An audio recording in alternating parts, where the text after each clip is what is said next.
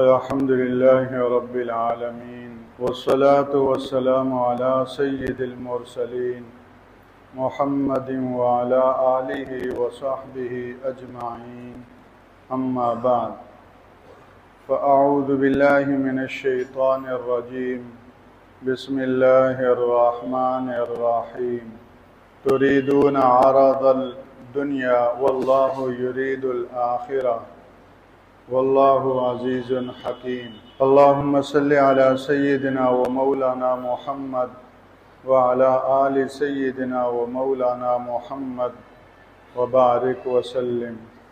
دنیا میں سبھی لوگ جیتے ہیں اور اس میں مسلم غیر مسلم میں کوئی فرق نہیں، ہر طرح کے نظریات والے، ہر طرح کے اعمال والے، کردار والے، سیرت والے سب دنیا میں جی رہے ہیں۔ انبیاء بھی دنیا میں جیے، صحابہ بھی دنیا میں جیے، نیک و بد سب دنیا میں جی رہے ہیں، لیکن ایک اگلی بات ہے جس میں تقسیم ہو جاتی ہے، اور وہ یہ کہ دنیا میں آخرت کے لیے جینا یا دنیا میں دنیا کے لیے جینا، یہاں آ کر تقسیم ہو جاتی ہے۔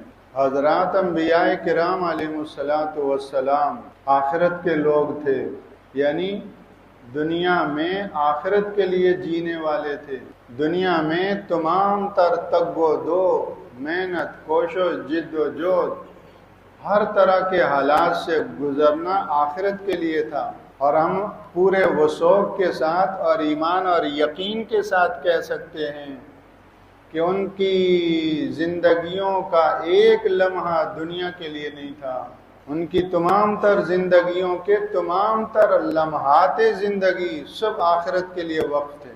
100% حضرت نوح علیہ السلام کی 950 سالہ زندگی تو وہ ہے کہ جس کی سورہ عنکبوت گواہ ہے۔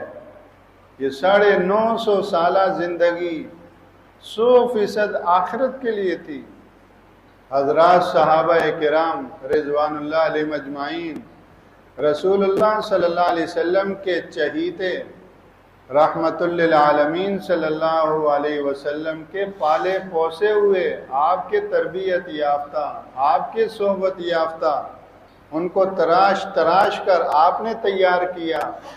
یہ پتھر کسی مستری کے ہاتھ میں گیا، کیسا اس نے اس کے اوپر محنت کی، اور آج محراب میں لگا ہوا ہے۔ لکڑی ہے، بڑائی کے ہاتھ میں جاتی ہے، کیسے اس کو بنا دیتا ہے۔ صحابہ کرام رضوان اللہ علیہم اجمعین رسول اللہ صلی اللہ علیہ وسلم کے ہاتھوں میں تیار ہوئے، ان کے اخلاق آپ نے بنائے، ان کی معاشرت آپ نے بنائی، ان کی عبادات آپ نے بنائی، ان کے معاملات آپ نے بنائے، ان کا ظاہر آپ نے بنایا، ان کا باطن آپ نے بنایا۔ ہمارا ایمان ہے کہ رسول اللہ صلی اللہ علیہ وسلم 100% کامیاب ہیں، اور آپ کی کامیابی کا شاہد عدل 1.25 لاکھ صحابہ کرام کی نفوس قدسیہ کی جماعت ہے۔ وہ آخرت جب سامنے آ جائے تو پھر اس زندگی کے اندر جو کچھ آدمی کرتا ہے اس کرنے کے پیچھے محرک جذبہ، اندر کا ارادہ وہ آخرت ہو۔ سورہ دہر میں فرمایا انما نطعمکم لوجہ اللہ، ہم تو تمہیں اس لیے کھلا رہے ہیں تاکہ اللہ کا دیدار نصیب ہو۔ کھلا رہے ہیں مخلوق کو۔ انما نطعمکم، نیچے زمین پر ہیں اور زمین والوں کو کھلا رہے ہیں، لیکن اس کھلانے کے پیچھے ارادہ یہ ہے کہ اس کے ذریعے سے اللہ کا دیدار نصیب ہو، اس کی رضا و خوشنودی نصیب ہو، اور اس لیے کھلا رہے ہیں اِنَّا نَخَافُ مِن رَبِّنَا يَوْمًا عَبُوسًا قَمْطَرِيرًا، ہمیں اپنے رب کا ڈر ہے، اپنے رب کا خوف ہے، ایک ایسے دن سے جو دن عبوس بھی ہے اور قمطریر بھی ہے۔ یومن عبوسن قمطریرا، اے اللہ حفاظت فرما۔ عبوس کہا جاتا ہے، عبوس کا تعلق مفسرین فرماتے ہیں چہرے سے ہے، ظاہر سے ہے، ظاہر کو بگاڑ دے، چہرہ بدل جائے عبوس، اور قم تریر کا تعلق باطن سے ہے کہ اس دن کا اثر صرف ظاہر پر نہیں بلکہ باطن پر ایسا ہوگا کہ قم تریرہ دل کو انتہائی مضطر کر دینے والا ہو. تو ہمیں تو اس دن کا ڈر لگا ہوا ہے، اس لیے ہم کھلا رہے ہیں ہماری آخرت اچھی ہو جائے، ہماری آخرت آسان ہو جائے. اور اللہ جل شانہ کیا چاہتے ہیں؟ یہ تو بندوں میں تقسیم ہے کہ کچھ دنیا میں دنیا کے لیے جیتے ہیں اور کچھ وہ ہیں جو دنیا میں آخرت کے لیے جیتے ہیں. سورہ صاد میں کچھ انبیاء کا تذکرہ ہے. سورہ صاد میں حضرت داؤد علیہ السلام، حضرت سلیمان علیہ السلام، حضرت ایوب علیہ السلام، وَاذْكُرْ عَبْدَنَا ایوب، ہمارے بندے ایوب کا ذکر کرو، حضرت ابراہیم، اسحاق اور مختلف انبیاء، ان سب کے لیے فرمایا اِنَّا أَخْلَصْنَاهُمْ بِخَالِصَةٍ ذِكْرَ الدَّارِ، ہم نے ان کو آخرت کی یاد کے لیے خالص کر دیا. سارے انبیاء کی مشترکہ اور متفقہ صفت ہے، تمام انبیاء آخرت کی یاد والے تھے. تو یہ تو بندوں کے اعتبار سے تقسیم ہے. اب ہمیں اپنا جائزہ لینا ہے کہ ہم کس کے ساتھ ہیں. ان کے ساتھ ہیں جو دنیا میں جیتے ہیں، دنیا کے لیے جیتے ہیں. سکول گئے، کالج گئے، یونیورسٹی میں گئے، پڑھا، ہنر سیکھا، فن سیکھا. کیوں؟ 20 گریڈ کی نوکری ملے، اچھا بنگلہ مل جائے، اچھی جاب اور اچھی ملازمت مل جائے. یہ فیوچر ہے. سر گنجا ہو گیا، اتنی محنت کی، بزنس میں لگے، ایکسپورٹ اور امپورٹ کے سلسلوں میں لگے، صرف اپنا یہ دنیا کا فیوچر بنانے کے لیے. کتنا بڑا نقصان ہے. یہی سب کچھ کرتے اور پیش نظر آخرت کا فیوچر ہوتا. یہ ساری دوڑ دھوپ اس لیے ہے کہ آخرت بن جائے. تو امید بھی کرنی چاہیے، خوشی بھی ہونی چاہیے اور جذبہ بھی ہونا چاہیے. اللہ کو اپنے جذبے دکھائیں کہ انشاءاللہ میں اپنی زندگی کا سب سے زیادہ قیمتی اور بہترین رمضان اس کو بناؤں گا. ہمت مردہ مدد خدارا، جب بندہ ہمت کرتا ہے، ارادہ کرتا ہے، تو پھر اللہ کی مدد اور نصرت شامل حال ہوتی ہے. اور اس کے لیے ابھی سے تیاری ہو.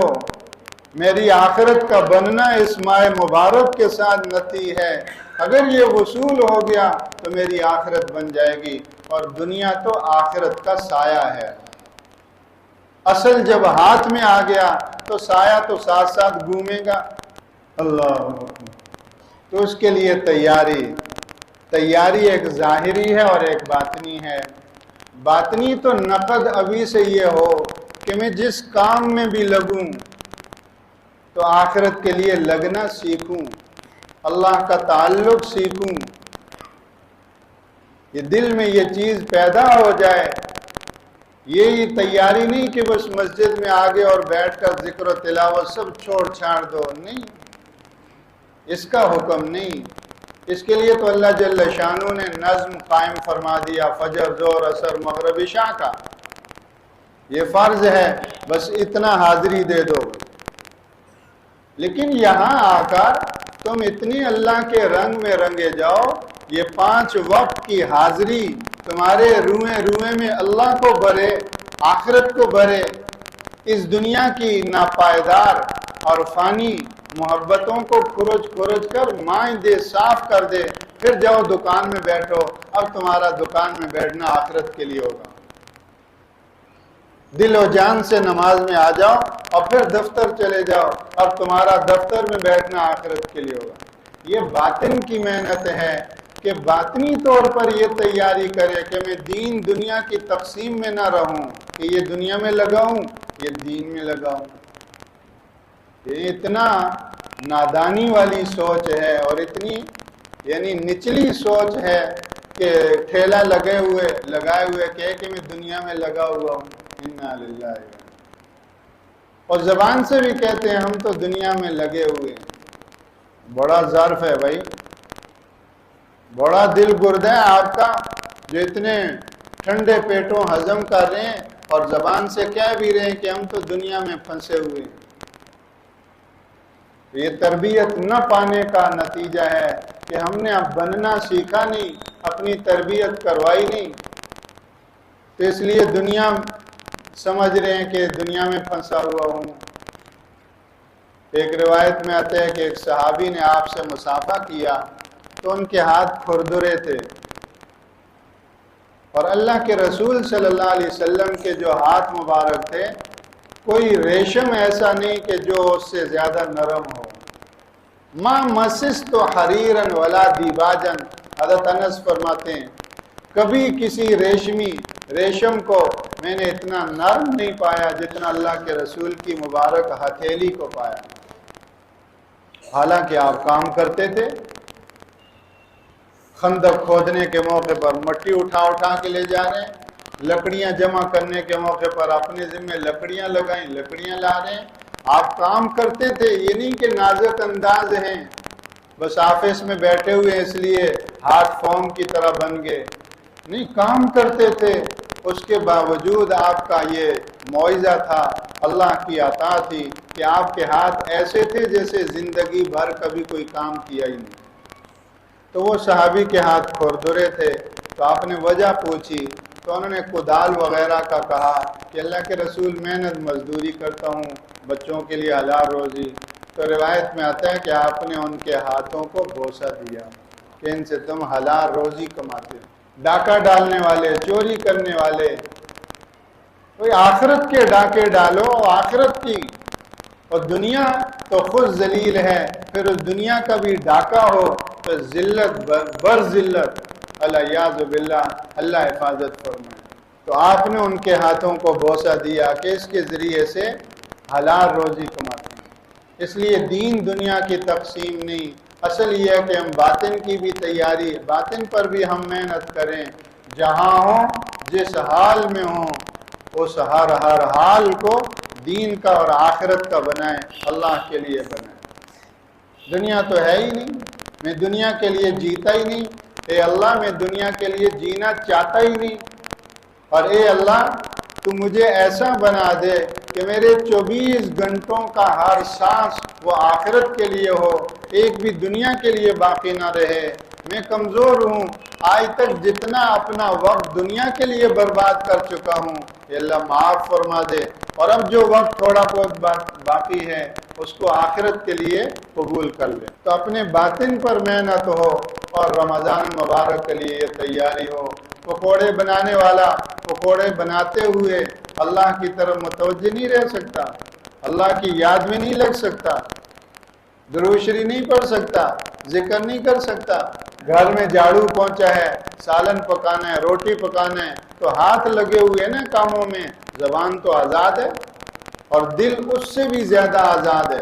تو یہ تو باطن کی تیاری ہے، اور ظاہر کی تیاری یہ کہ رمضان المبارک کی خریداری ہو، عید کی تیاری ہو، جو خریداری اور اس طرح کی تیاری کی چیزیں ہوں تو کوشش کی جائے، ابھی بھی کچھ وقت باقی ہے، چند دن باقی ہیں، اپنے ہیں، بیوی بچوں کے ہیں، کچھ خریداری وغیرہ ابھی کر کے اپنے آپ کو یکسو کرنے کی کوشش کی جائے۔ اپنی دکانوں اور اپنے آفس اور اپنی ملازمت کے اوقات میں اگر کمی ہو سکے ممکن حد درجے تک تو کمی کی جائے، چھٹی کرنا ممکن ہو تو چھٹی تک کر لی جائے۔ ہمارے بورا پیر میں حکیم آفتاب صاحب تھے رحمہ اللہ، اللہ ان کی رحمت مغفرت کاملہ فرمائے، یہاں کئی مرتبہ اعتکاف میں بھی بیٹھے رہے، تو ان کا مطلب یکم رمضان کو بند ہو جاتا تھا، عید کے بعد جا کر کھلے گا۔ یہ ہمارے پڑوس میں بورا پیر میں، ان کے والد بھی حکیم ہیں، ان کے بھی شیشے والی مارکیٹ میں مطلب ہے۔ تو یہ تو تعلق کی چیز ہے، جب اوپر والا دیکھ رہے ہیں کہ ماہ مبارک کو اتنا وصول کر رہے ہیں کہ رمضان کی خاطر پورا مہینہ مطلب بند۔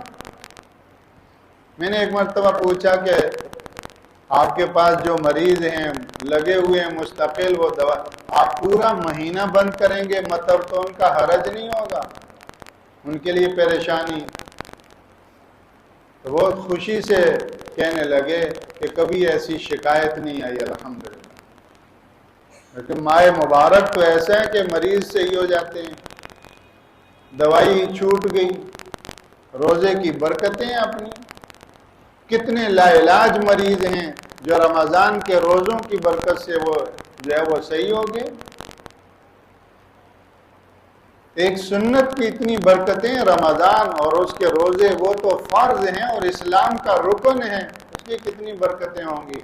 تو بہرحال یہ ان کا معاملہ تھا اللہ کے ساتھ کہ پورا مہینہ وہ مطلب بند کیے ہوئے ہیں، تو اگر کسی کے لیے ممکن ہو تو یہ بھی ایک درجہ ہے، نہیں تو اپنے اوقات کو جو ہے وہ جتنا فارغ کیا جائے اور فارغ کر کے ان اوقات کو اعمال رمضان میں لگایا جائے، ذکر و تلاوت اور مناجات اور دعا، اور اسی طرح بہن بھائی، اڑوس پڑوس، عائزہ اور اقارب، ان کی ہمدردی اور غمخواری اور ان کی ضرورتوں میں لگنا اور اس کے پورا کرنے میں لگنا، اس میں ان اوقات کو لگایا جائے۔ اور رہی فضول سرگرمیاں تو ان میں تو اپنے اوپر گرفت کی جائے، جبر کیا جائے، گریبان سے پکڑ کر اپنے آپ کو فضولیات سے فارغ کیا جائے۔ تو یہ ماہ مبارک سے پہلے تیاری ہے۔ اللہ جل شانہ ہمیں ایسی تیاری نصیب فرمائے کہ جو ماہ مبارک کے پورا وصول کرنے کا ذریعہ بن جائے۔ استقبال رمضان کے بیانات کے سلسلے کا آج آخری بیان اور دعا بھی ہے مغرب کی نماز کے بعد۔ سبحانک اللہم و بحمدک، نشہد ان لا الہ الا انت، نستغفرک۔